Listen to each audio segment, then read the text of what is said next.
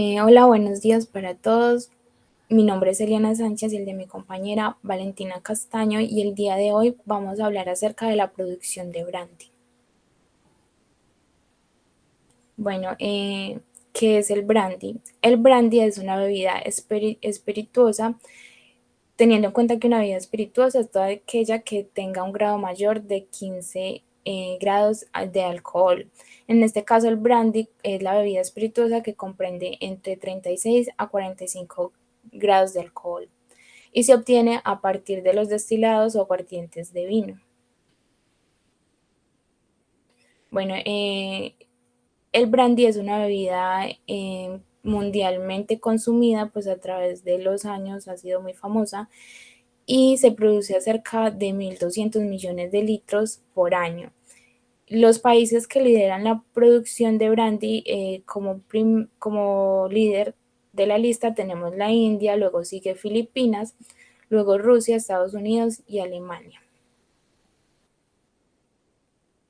Bueno, las marcas líderes a nivel mundial, la número uno es el brandy Emperador, con unas ventas de 275 millones de litros anuales. Y en segundo lugar tenemos el McDowell's con unas ventas de 10.5 millones de cajas anuales, siendo estas dos las marcas líderes a nivel mundial. Bueno, en cuanto a la producción en Latinoamérica, los países que lideran esta producción es Brasil, Chile y Argentina. Y en Colombia, aunque no es muy representativo el brandy, se vende cerca de 9.6 millones de botellas de 750 centímetros cúbicos por año, lo que representa un 5% en el mercado de licores. En la producción nacional, digamos que el 91% del mercado está a manos de empresas privadas, siendo la más representativa Pedro Domecq, el cual representa el 85% de la producción de brandy anual. Nuestra base de cálculo la escogimos o la elegimos en base a que pretendemos cubrir con nuestro proceso el 10% de la producción nacional de brandy, que equivale a 2.3448 kilomol por hora. Bueno, a continuación la metodología. Nuestro proceso empieza después de la obtención del vino de uva, siendo esta la materia prima que va a ingresar a todo nuestro sistema. Todo ese sistema después de terminar todo ese sistema, se tiene que tener en cuenta unas características especiales de almacenamiento para que el aguardiente de vino que sale como destilado sea añejado correctamente y tenga su sabor, olor y características del brandy, que nosotros normalmente vemos en las tiendas o en licorerías. Perdón. Bueno, primero que todo se tiene que tener en cuenta de que se tiene un depósito de almacenamiento del vino de uva. Luego se llega esto a un calderín, que se considera que es un calientavinos, el cual es un intercambiador de calor, que lo que hace es precalentar el flujo de alimentación de 17 grados Celsius a 55 grados Celsius.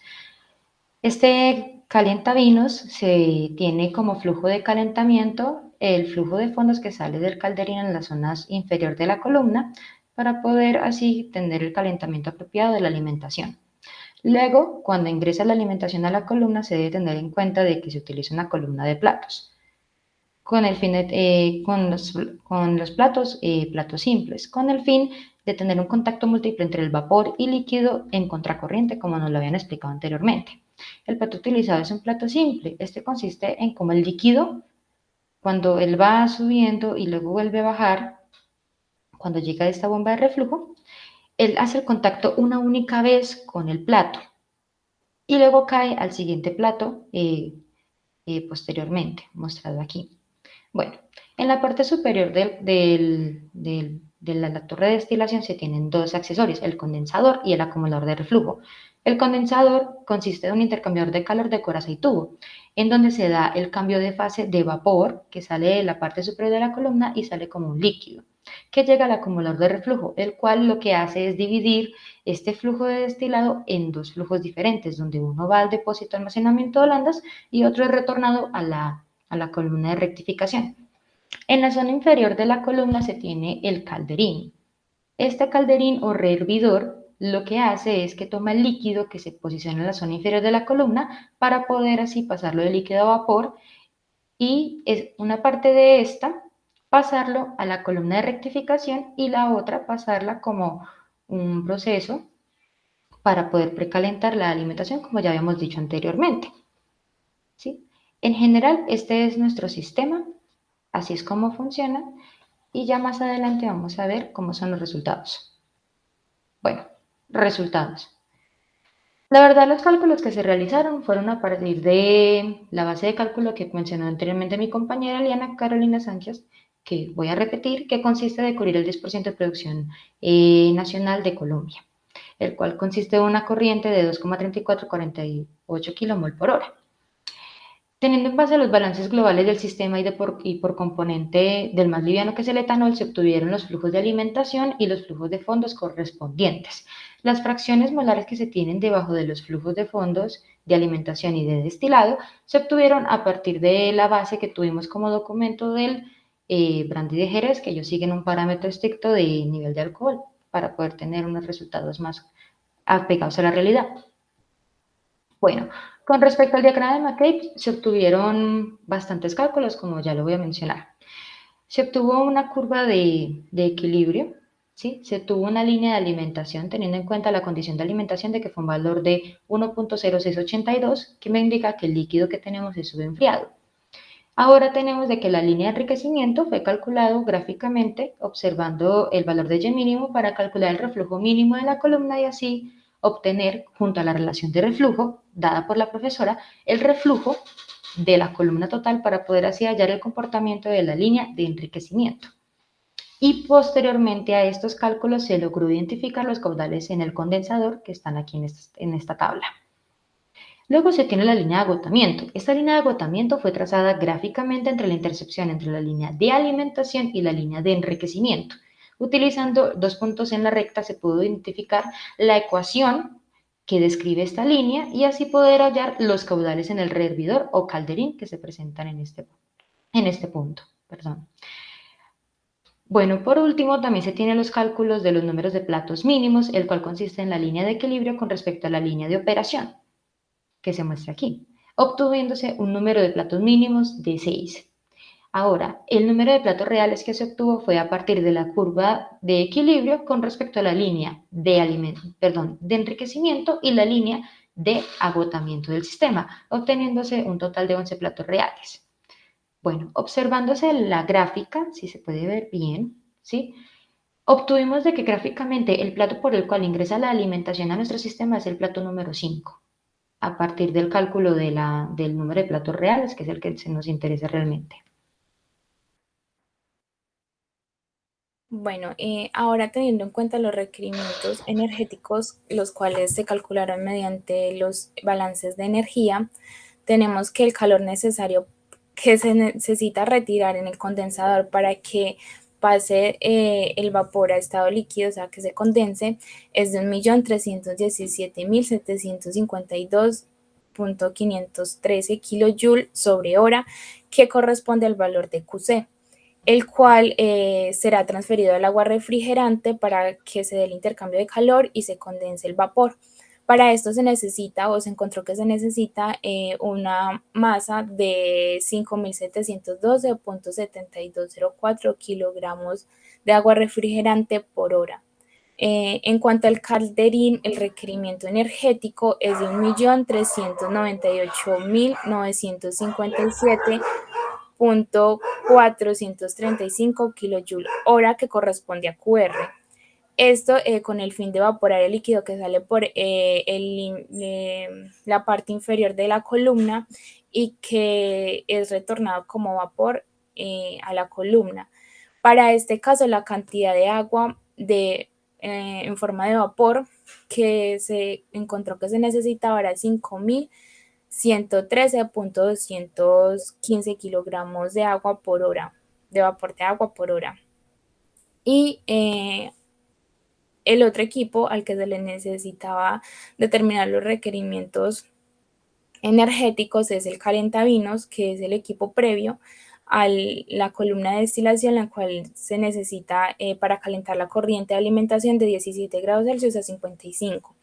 En este caso se necesita 63.736.76 kJ por hora, el cual será suministrado por la corriente de fondos, por lo que ya explicó nuestra compañera Valentina que vamos a utilizar dicha corriente como fluido de calefacción en el calientavinos.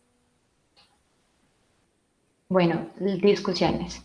Como ya lo había comentado anteriormente, junto a lo que había dicho mi compañera, para obtener una cantidad de 2,3448 kmol por hora de brandy, es necesario administrar a la columna de destilación una corriente de alimentación de 21,7784 kmol por hora.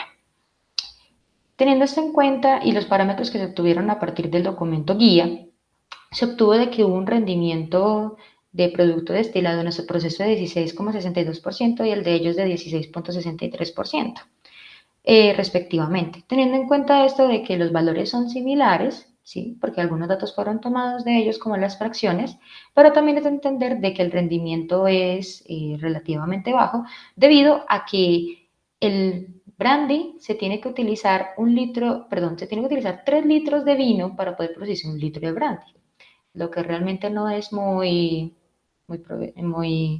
fácil. No se obtendría una buena cantidad, pero por eso esto se puede decir de los rendimientos que se obtuvieron de los dos procesos a comparación.